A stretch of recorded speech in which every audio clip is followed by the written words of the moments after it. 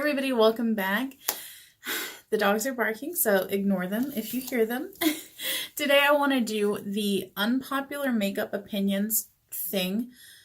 I don't even remember the name of the video that everybody's doing, but that's the one I'm doing. My hair is falling also, so there you go. I want to cover a few different things. I want to cover strictly like makeup unpopular opinions that I have. And then I want to cover some YouTuber habits and also some viewer habits. So I will tell you that I personally was inspired by Emily Noel 83 and Stephanie Marie to do this video. And I'm mentioning that because I'm going to touch on that subject also a little bit later toward the end of this video. So those are the two ladies that inspired me to do this. I will link their videos down below. They were very good videos. So let's get right on into this.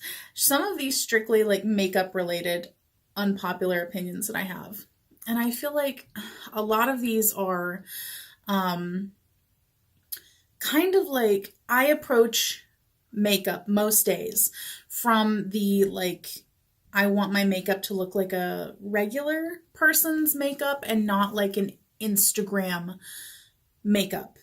You know what I mean? Like I want it to look more like everyday makeup as opposed to makeup specifically for the purpose of getting a cool picture.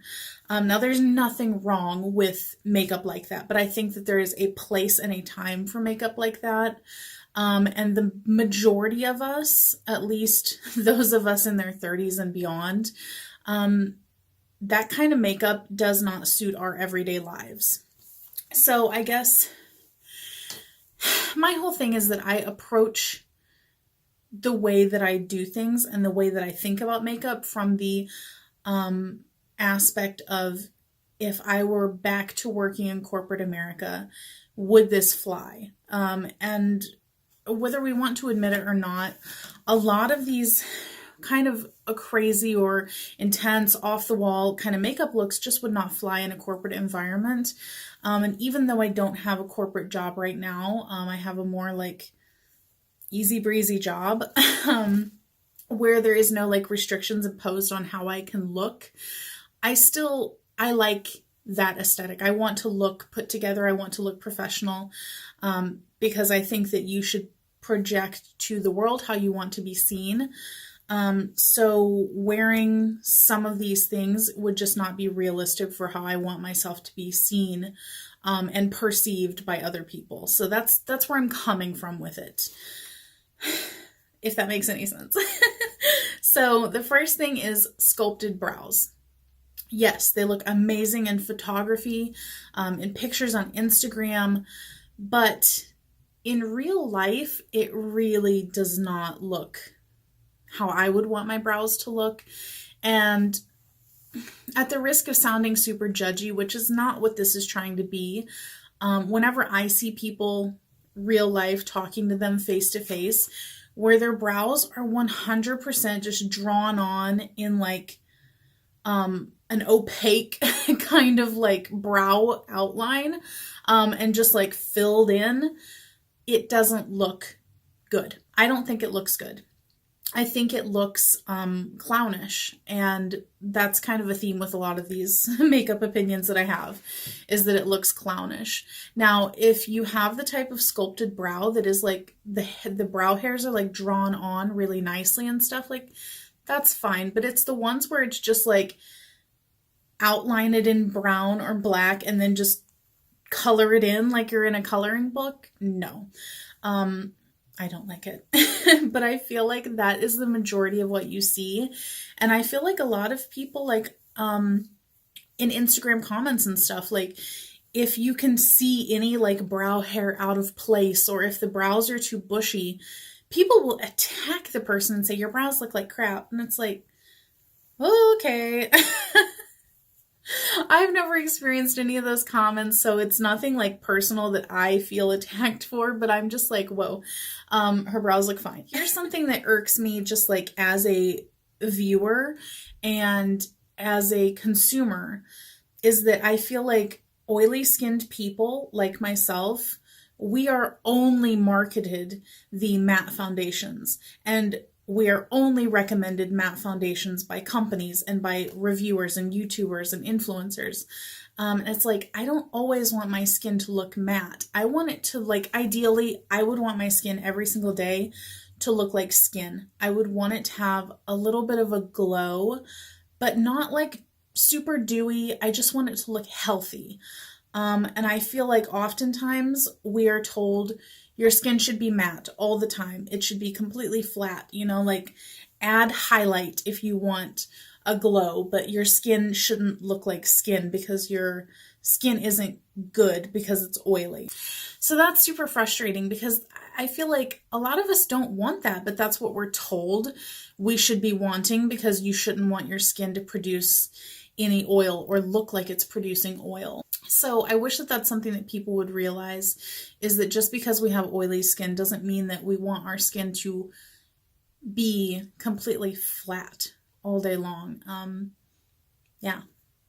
The next one is matte liquid lips, which I think Emily Noel also mentioned. They're uncomfortable, and I feel like a lot of them don't wear down super gracefully.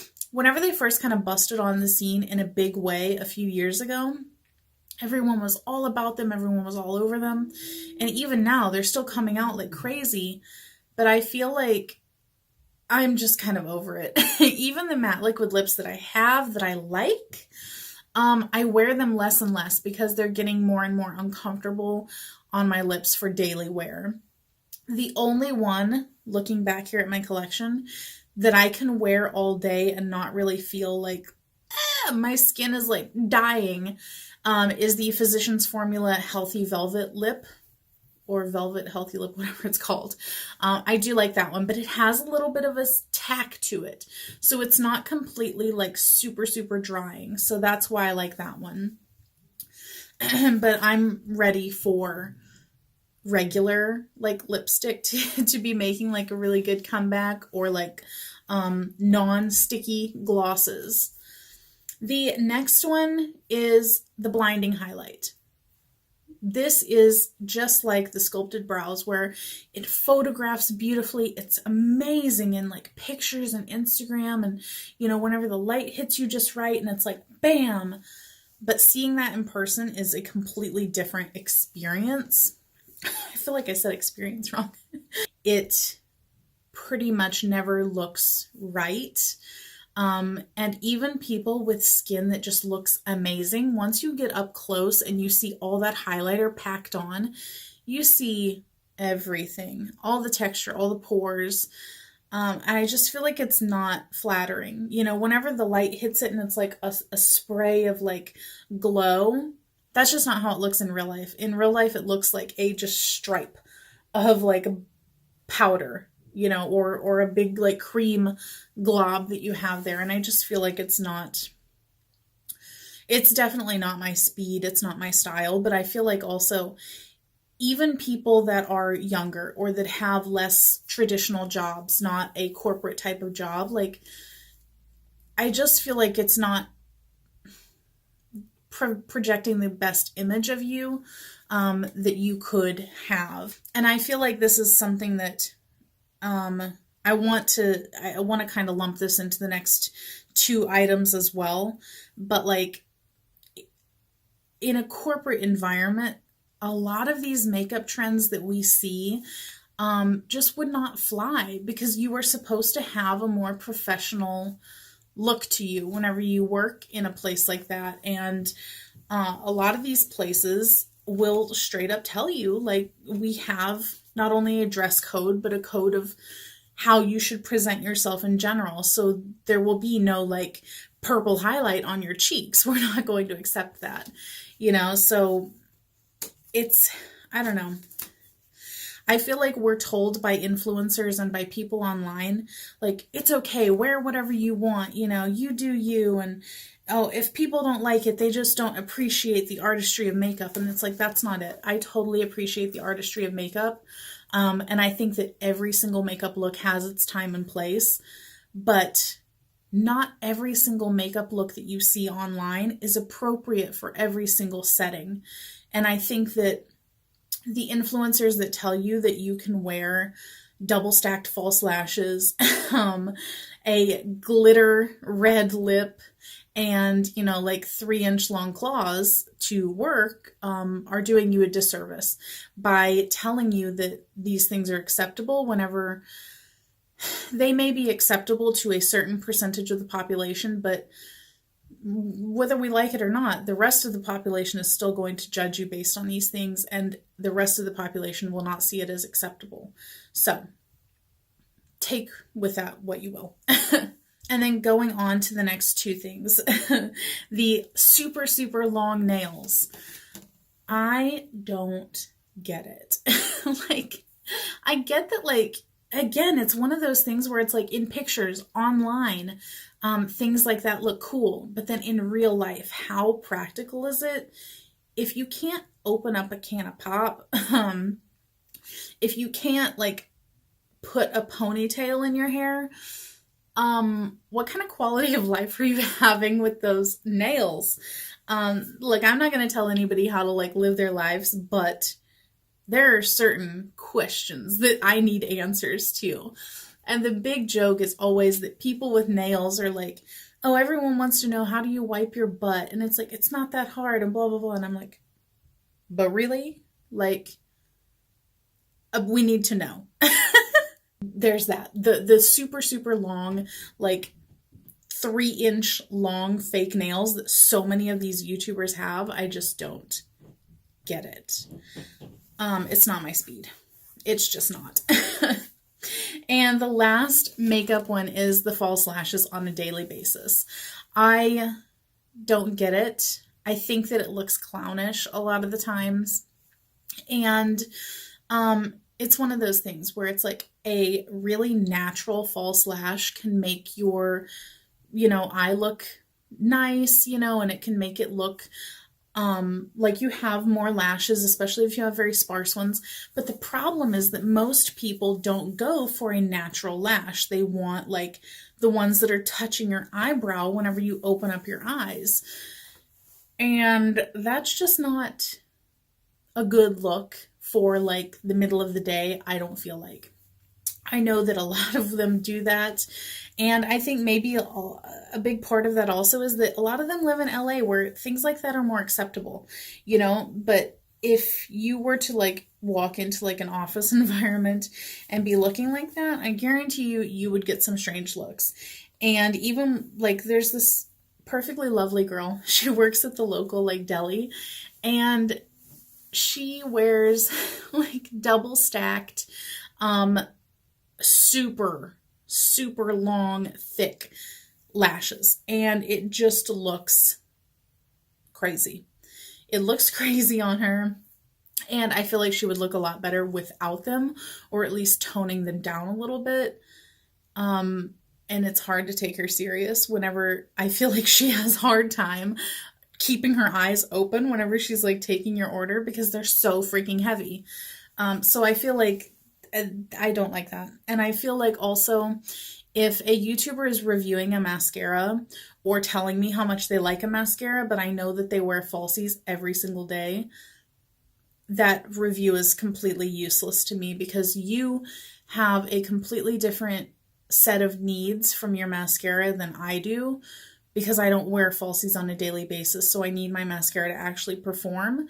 Whereas someone that wears falsies, you don't really need your mascara to do much of anything other than make them a little bit darker. So there's that. Getting into YouTuber habits now, the favorites videos.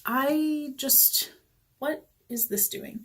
I just don't really see the point of a favorites video every single month, because I feel like it's a little bit unrealistic, because, like me as your average makeup user, my favorites don't change on a monthly basis. My favorites stay my favorites until I, you know, find something new, but it definitely doesn't happen on a monthly basis. And I feel like for the most part, it's pretty much just a way to insert paid promotions into your videos, which is fine. I don't mind YouTubers doing that, but don't tell me that it's your favorite though, you know, because we all know that next month you're going to be telling me that you have a completely different favorite from the exact same category, so call it something else, like new makeup I'm loving or something, but it's not a favorite. That's just how I feel about it. Project Pan. Let me just say, they are a very intense community, and I'm not shading the community themselves, but I feel like there's a little bit of like disillusionment. Is that the word that I'm looking for? I feel like they're kind of like deluding themselves whenever it comes to their pans, because I tried to get into Project Pan before and it just did not work because I refused to like force myself to use something that I'm really not feeling, you know what I mean? But also they will use, let me grab this one. They'll use the exact same palette, and they'll grab their little brush, which I don't have a brush here, but they'll tap like right here in the same spot every single day, and get their shadow. And then whenever finally there's like a little hole in there, they'll be like, look, I hit pan. And I'm like, but look at all the other product around there. Like, you didn't really hit pan. You basically like dug into one single spot every single day. So I feel like that's kind of like a fake pan. Now, if you're going in there and using it like a regular person would, just like swishing your brush all around, and then you finally hit pan, like, cool, now you've hit pan. But like so many of them will specifically target their brush in the same spot just to dig out and get that pan. And I feel like it's fake. That's all. Next up is the no makeup looks that are always super heavy. If I'm doing a no makeup day, I'm going to be wearing like a little bit of concealer, brows, eyeliner, mascara, and lips. And that's like it. Whereas these other YouTubers, like, they'll be like, no makeup look.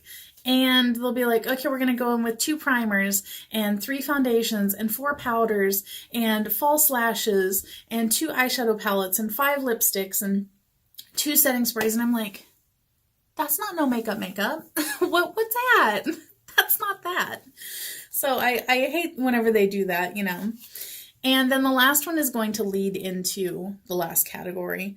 The last YouTuber habit is that whenever they apologize for every little thing, apologizing for, not looking their best, apologizing for not having done their hair that day, apologizing for, not having their nails done or having a chipped nail, apologizing for using certain products or certain brands.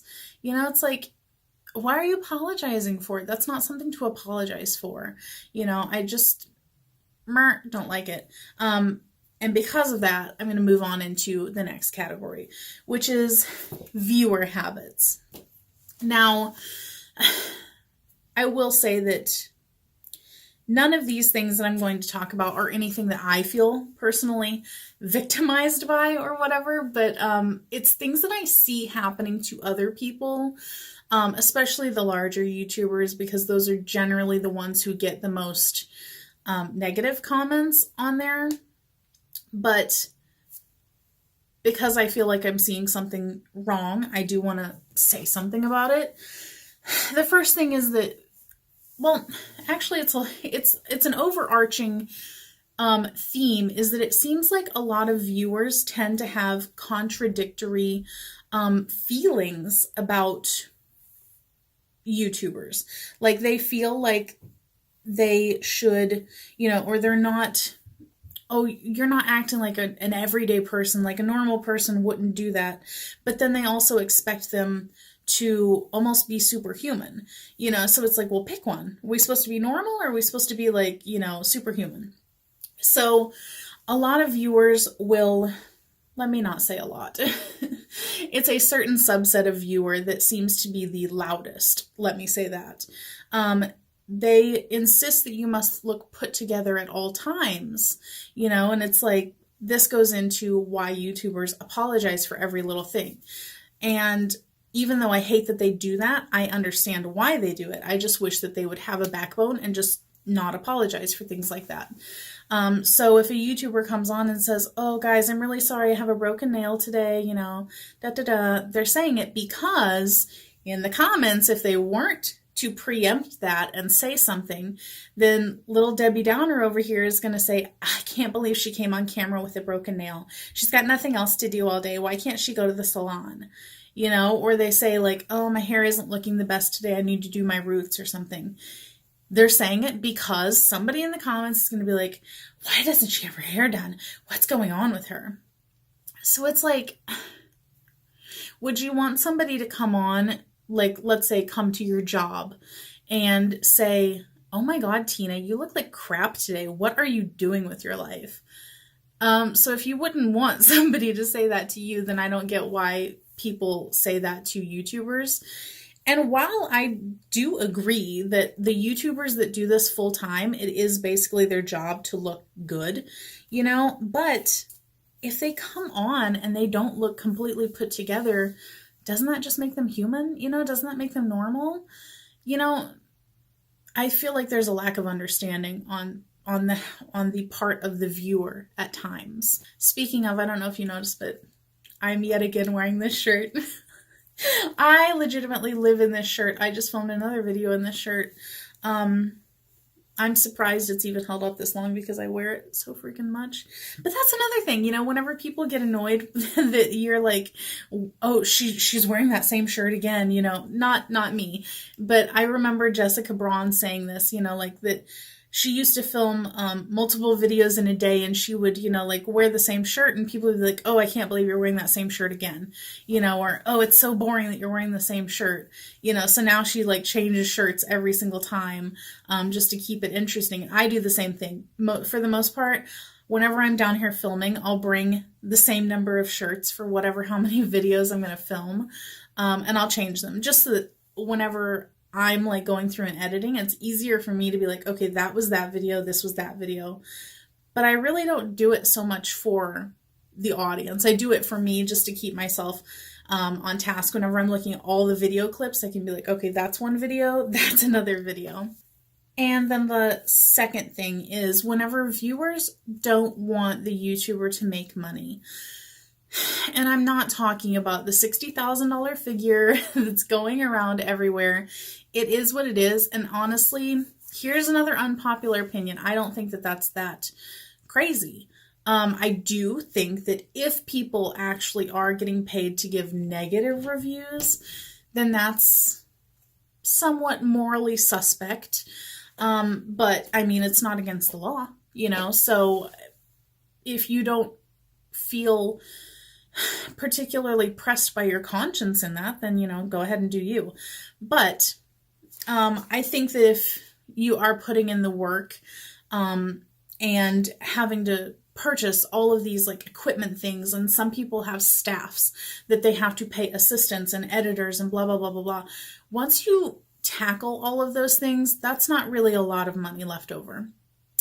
I mean, don't get me wrong, it's a lot of money, but comparatively speaking, that may not be a lot of money whenever you take into account all of those overhead costs.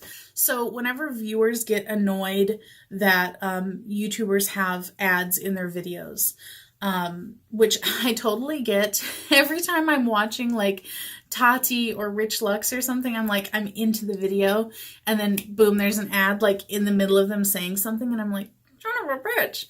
But I get why they're doing it, because the YouTube algorithm drastically changed how much YouTubers get paid.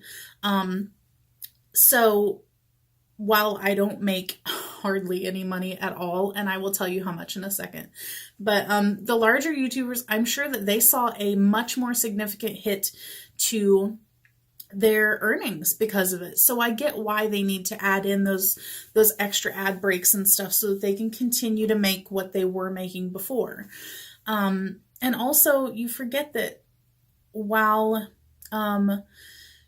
this seems like a fun thing to do and everything, and it's like, you know, just sit and talk to the camera, there is so much time spent preparing for videos, testing out products, buying equipment, editing, uploading, producing thumbnails, getting all the links together and all that stuff, it takes a lot of time.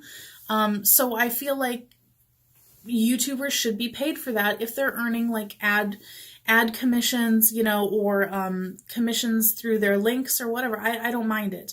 And if I'm watching a product review and the YouTuber convinces me to buy something, I'll click on their link. I don't care. You know, they convinced me to buy it, they should get the commission for it then. It's no different than going to like, you know, a Nordstrom or wherever that they work on commission and the salesperson gets a little bit of money because you bought something. I think that we forget that that's how the real world works in just general like retail settings. But in terms of my earnings, let me just tell you, I've been using Magic Links for over 2 years now, I think. And whenever I say in the description box that I make pennies off of those links, it is 100% true. In that 2.5 years, I have made $21.77. And the kicker to that is that you can't actually cash it out until you reach $50. So maybe in like another 3 years, I'll be able to get my $50. So it's like nothing. And of course, larger YouTubers are making significantly more money, but they also have a lot more overhead. So I get it.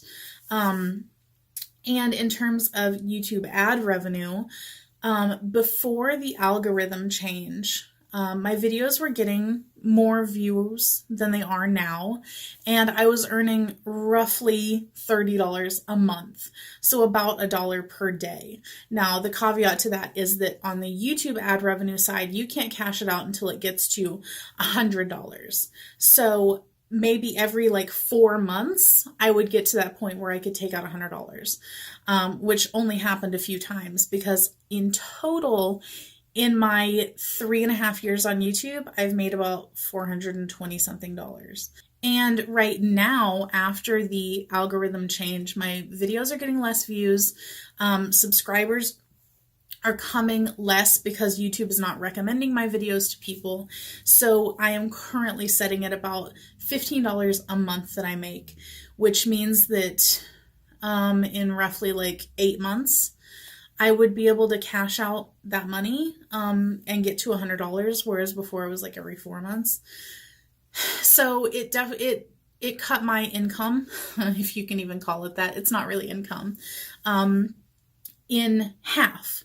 So if you think about it in terms of that, it may have cut the larger YouTubers' income in half. It could have cut it by 60%. We don't know because a lot of them don't come out and say how much they make. Which is fine. I don't think that they should have to unless they want to say it. But there you go. That's how much I've made on it. So whenever you think about it in terms of that, if I'm making $15 a month, in most instances, I'm spending probably 10 times that per month on buying things that I feature in videos or, you know, buying things that I will wear in videos or whatever it is. So it's like the vast majority of YouTubers are not getting rich off of YouTube, and that little tiny bit of money that they get from monetizing their videos or using links, it helps a little bit, you know, but it helps more than not doing it at all, you know. So I don't really get why people are so upset with YouTubers making money. Just knowing how much work actually goes into creating the content. And here's the last thing that I'm going to bring up. It is the whole copycat situation. The reason why I brought up Emily Noel and Stephanie Marie in the beginning is because those are the two women who I watched their videos and I was inspired to do this video because of.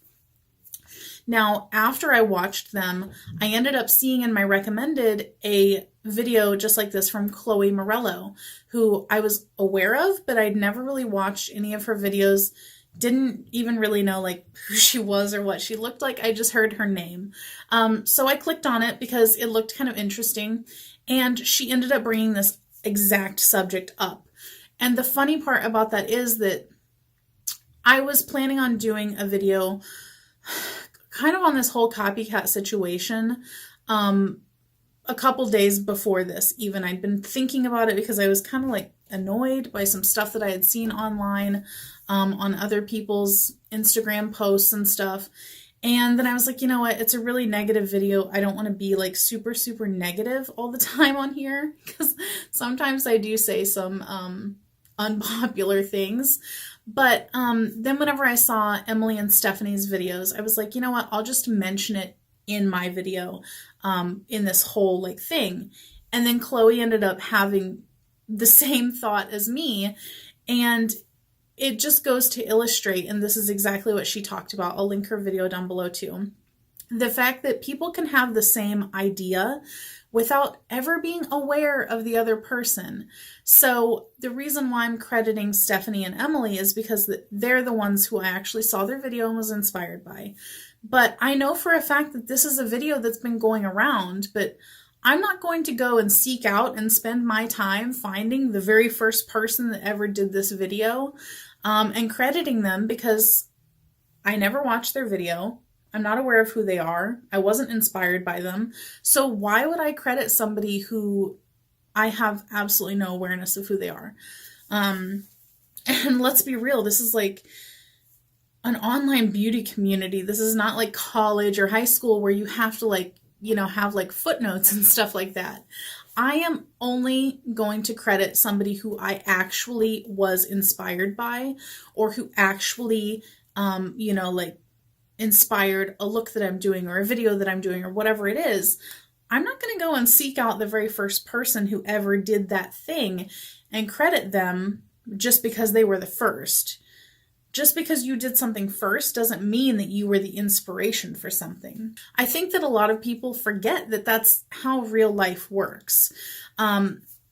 Alexis Stone, who is the makeup artist that does all those celebrity transformations, you've probably seen his work, but I will link his Instagram down below. It's pretty cool. But he posted a couple days ago, well, it might have been like 4 days at this point, but he posted some pictures from like the 80s and 90s versus pictures today or recently of some of the big beauty influencers. And it was basically illustrating that things that they're given credit for, like cool looks that they do, were actually done decades ago by other people, you know. And he wasn't saying like, you know, he's like, there's no hate to this or anything, but it's just saying everything has been done before. So don't, you know, come all crazy at people, you know, saying that you're copying or whatever, whenever these people were clearly, you know, either inspired by or came up with similar looks to these other people. So he had one of like a picture of James Charles of a look that he did versus a woman from the 80s, and then one of Desi Perkins versus a woman from like the 90s or something. And then there was another picture and it was another similar one. So it's like everything has been done before. So just right off the bat, assuming that someone is copying somebody else is, I feel like, a very ignorant thing to say and to accuse someone of. And I mean, we live in an era of many, many, many false accusations of poor behavior or not holding the right ideas, or not behaving properly. And there's a lot of those type of accusations going on. So like, don't add to it by saying that people are copycatting whenever you don't know if they are or not. Because we can all have like the exact same idea and have no awareness of the other person. Now, if you are actually inspired by somebody, then go ahead, say it. Like, I feel like that's the right thing to do. But if you weren't, then I don't feel like you should have to go out of your way to say you were inspired by someone that you weren't just because they did it first. I feel like I could go on and on about this topic because it really irks me. And there's a lot of things that I'm just going to leave out because I don't want to be super controversial about this. But I feel like it's something that, like, if you wouldn't want to be accused of something like that, then don't come out and say it yourself about someone else, especially whenever you don't know where that person got their inspiration from, or, you know, what was going on in their head at the time. I feel like the YouTube community and the Instagram community, the beauty community in general, could stand to have a lot more positivity in regards to how content consumers interact with content creators, and how content creators interact with other content creators. There's a lot of like good that could be going on, but I feel like instead there's a lot of negative going on. So that's where I'm going to end this. I hope that it was not too negative. But the difference though is that I'm being negative on my own platform. I'm not going on somebody else's platform and being negative toward them. And I think that that's the difference. You know, like, think about what you're saying on someone else's platform. And if you want to be negative about someone else, then do it on your own platform. So that's that. I hope that you guys enjoyed this video. Oh my gosh. If you have not subscribed, then go ahead and subscribe, and I will catch you guys next time. Bye.